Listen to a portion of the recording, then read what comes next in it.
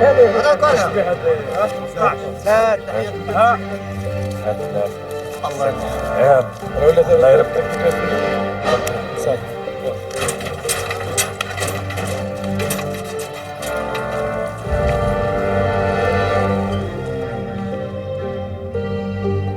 On se trouve dans la dernière palmeraie de la vallée du Dra, et peut-être aussi la plus belle. On s'apprête maintenant à pénétrer dans le désert, 5 à 6 jours pour aller à la grande dune hurlante. Mais avant de faire ces jours dans le désert, il faut d'abord préparer la caravane. Le désert, comme la montagne ou la mer, se respecte, se prépare.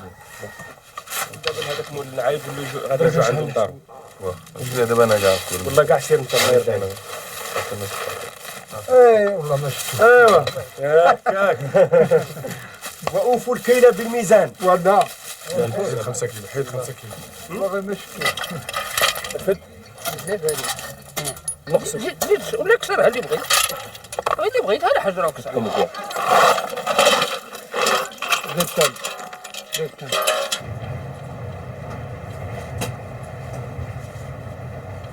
Comme la plupart des enfants du désert, Alice Bay ne connaît pas sa date de naissance. Il perd sa mère très jeune, se retrouve en Suisse, devient physicien, épouse une Suissesse et s'intègre parfaitement dans notre pays. Chaque année, Alice Bay retourne sur les traces de son enfance. Une sorte de pèlerinage dans ce désert qui lui a donné la vie. Pèlerinage qui commence par un immuable rituel, les retrouvailles avec son père. Mon père, pour moi, est une bibliothèque vivante qui incarne un monde plusieurs fois millénaire et qui risque de disparaître en cette fin de millénaire, justement. Et j'ai ce sentiment fort que chaque fois je reviens, je puise pas assez de cette bibliothèque. Imagine qu'il y ait le feu à cette bibliothèque. Si tu devais sauver un seul livre, une seule idée, ce serait laquelle? Oui, je pense souvent à cette phrase qui est pour moi ce livre, je dirais, sacré, à sauver, qu'il m'a dit souvent, va apprendre ce qu'on n'a pas pu apprendre nous. Et qui est au fond très simple dans la philosophie nomade, la connaissance des choses vaut mieux que leur ignorance, même si ces choses sont interdites, c'est-à-dire haram. تعلم الأشياء أفضل من جهلها ولو حرام. Et c'est un propos qui revient souvent, qui est très fort. Au fond, il indique deux choses. Il indique la soif du savoir, mais aussi l'ouverture et la tolérance.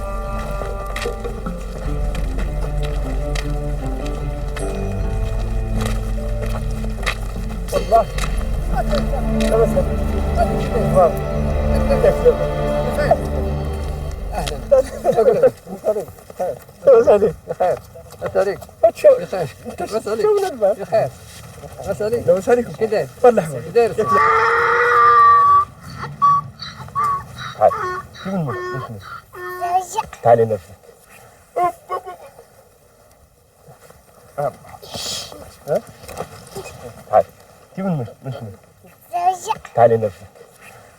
fait, cette petite fille-là, ça te rappelle quelque chose? T'as vécu ça, toi? Absolument. Ça me rappelle mon enfance et surtout cette liberté qu'on a dans ce désert. Il n'y a pas d'interdit. On subit tous la même loi, celle du désert. Ce désert, c'était ton jardin? Absolument. Et c'est là où on s'est régalé, on a joué. Jusqu'à quel âge tu as vécu ça? Tout au fond de mon adolescence, jusqu'à 10-12 ans. Et on allait à l'école à Hamid. On faisait 7-10 km pour aller à l'école. L'après-midi, on gardait les chèvres.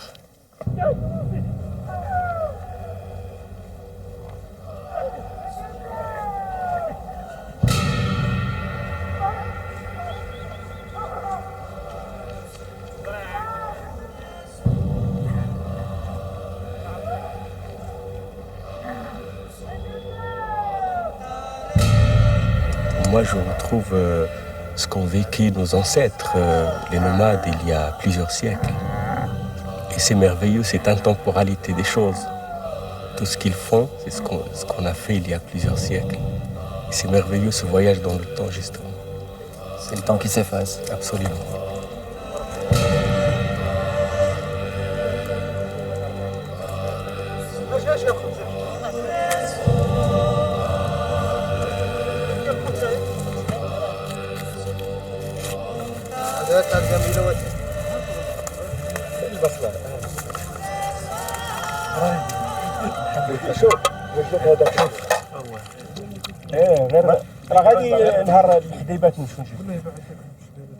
Est-ce qu'il y a une loi dans le désert? Oui, une loi simple, c'est la loi du moindre effort inutile. Tout ce qui est inutile, il ne faut pas le faire. Et c'est la rareté aussi des choses, ça veut dire qu'on fait tout avec peu de choses. Cette rareté pour les nomades, d'abord, c'est une contrainte du désert. Il leur offre peu de choses. Et de ce peu de choses, ils doivent faire beaucoup.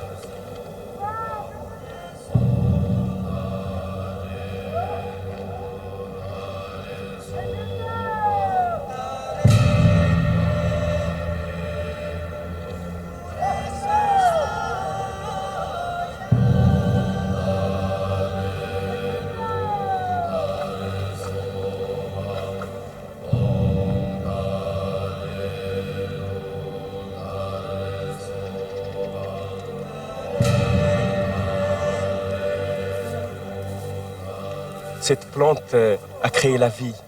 Elle a capté le peu d'humidité qu'il y a dans l'air. C'est extraordinaire.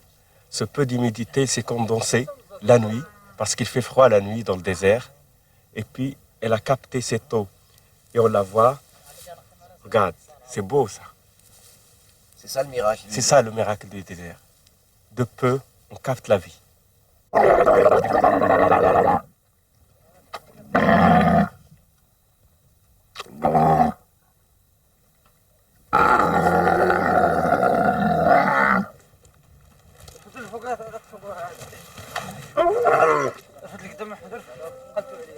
راه شعري ويرا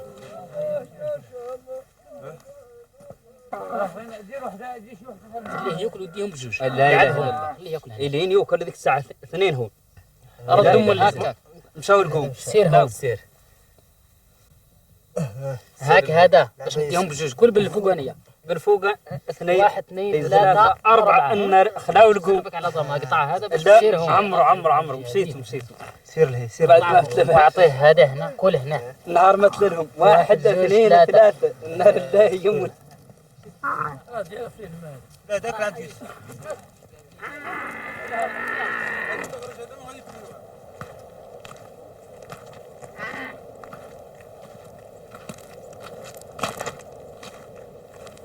Les saints ici vivaient en retraite. Donc il est enterré dans ce mausolée. Les saints respectaient ce désert et puis aussi ils incitaient les gens à le respecter. C'est le message qu'ils ont laissé. Et chaque fois que tu passes ici, tu viens te recueillir? Pas forcément venir faire des prosternations parce que l'islam c'est aussi cette simplicité, cette unicité avec l'environnement, avec Dieu. Et ces saints ne demandent pas aux gens de prier, tout simplement de respecter ce désert et de comprendre que rien n'est figé, tout bouge, tout change. Comme d'ailleurs notre passage ici qui va être effacé par le sable.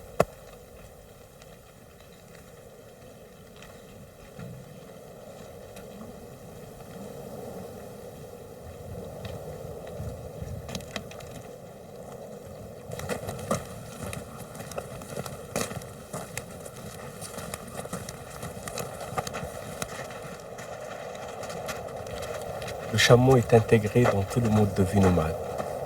Bien sûr, on le trouve dans une caravane, c'est essentiel, mais on le trouve même dans leur savoir et dans leur poésie. La plupart des poèmes nomades, on trouve le chameau, c'est sur le chameau. C'est anime à cette bête extraordinaire, qui est plus qu'un compagnon, qui est essentiel dans tout, aussi bien dans leurs fêtes que dans leurs souffrances.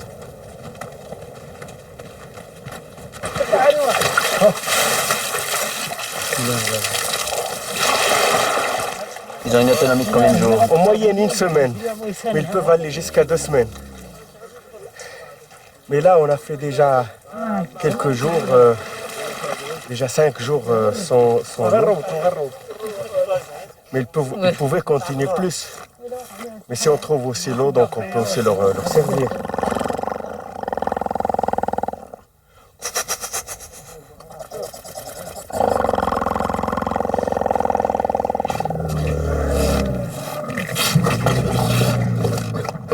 Le désir de la femelle.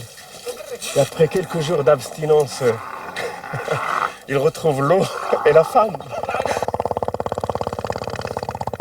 Par contre, quand il a...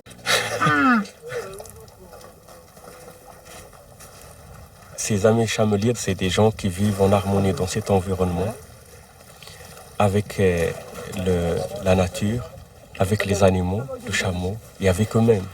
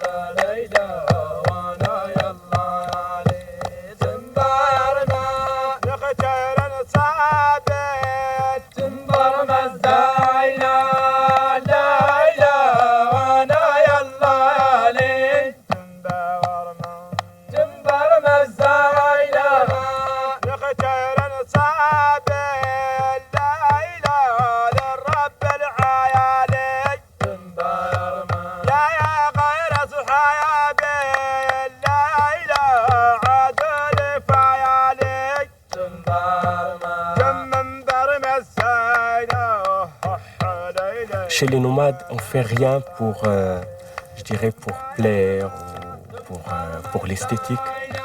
Tout est dans l'utile et l'essentiel. Et ces chants nomades dans une caravane, c'est pour ça aussi. Ça intègre un pas, un mouvement, un effort. Et je crois, et on le sent très fort dans une caravane, le chameau aussi sent ces chants qui font sur lui. Et on a l'impression que ça allège aussi le fardeau, ça allège son pas. Et puis il s'intègre harmonieusement.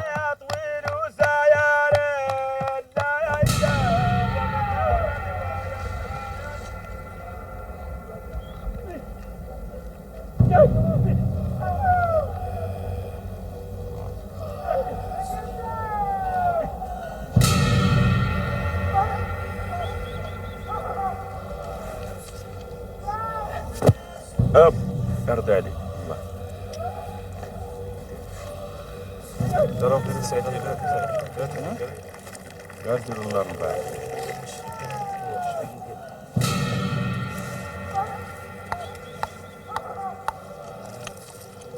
Le désert nous apprend deux choses, l'humilité et être satisfait de ce qu'on a. Et c'est vrai que c'est deux choses qui nous facilitent la vie partout. Et ça, c'est ça le désert. C'est pas seulement des paysages sublimes, c'est surtout un mode de vie et un savoir.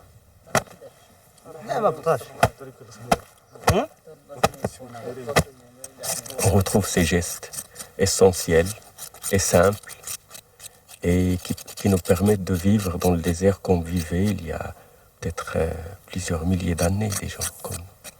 Et c'est merveilleux ce voyage dans le temps. Et pourtant, nous, on a une civilisation où si on cherche à gagner quelque chose, à part l'argent, c'est gagner du temps aussi, tout le temps.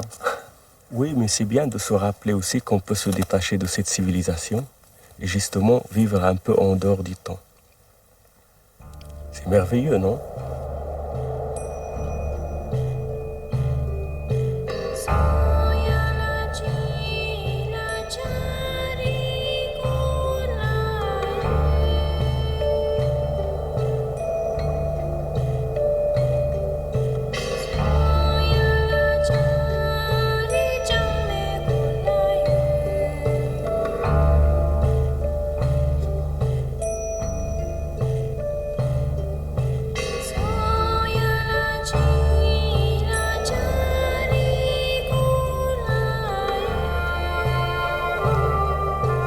Ta passion du désert, comment tu fais pour la transmettre? Écoute, le désert ne se décrit pas, il se vit, tout simplement. C'est pas donné à tout le monde, ça. Alors, c'est à travers ce mode de vie nomade qu'on est en train de découvrir.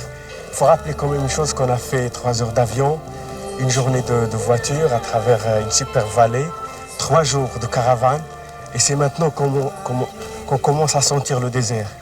Alors tu vois, il faut le vivre. On rentre dans un autre espace-temps, mais c'est pas en 4x4 qu'on fait ça, alors. Surtout pas. Et je crois la pire des choses pour le désert, comme pour beaucoup d'espaces de la nature, c'est l'agression motorisée. En l'occurrence, les 4x4 dans ce beau désert. Il n'y a qu'un seul moyen, c'est le chameau, ce vaisseau du désert, complètement intégré à ces beaux paysages. Et ça aussi, ça ne se décrit pas. Il faut le vivre. Et le désert, il se découvre par étapes, et par l'effort. Et une voiture ou un engin motorisé casse cette sensibilité, cette découverte.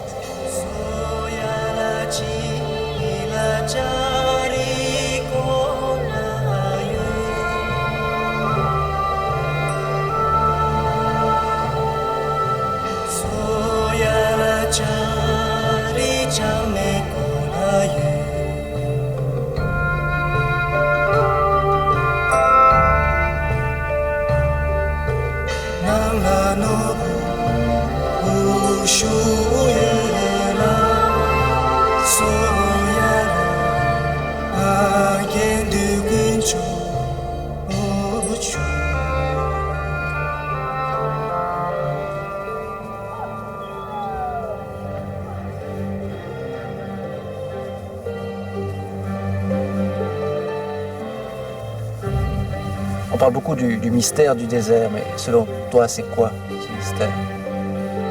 Je peut le résumer par une richesse simple, c'est le savoir. Ici, il n'y a rien de matériel, puis il n'y a pas de propriété, la notion de propriété n'existe pas. Il y a le savoir. Et le savoir, c'est une richesse qu'on partage. Et pour la partager, il faut la diffuser. Et je trouve très beau, les nomades utilisent aussi le terme irrigation. Un nomade dit « je me suis irrigué par un savoir, par quelqu'un ».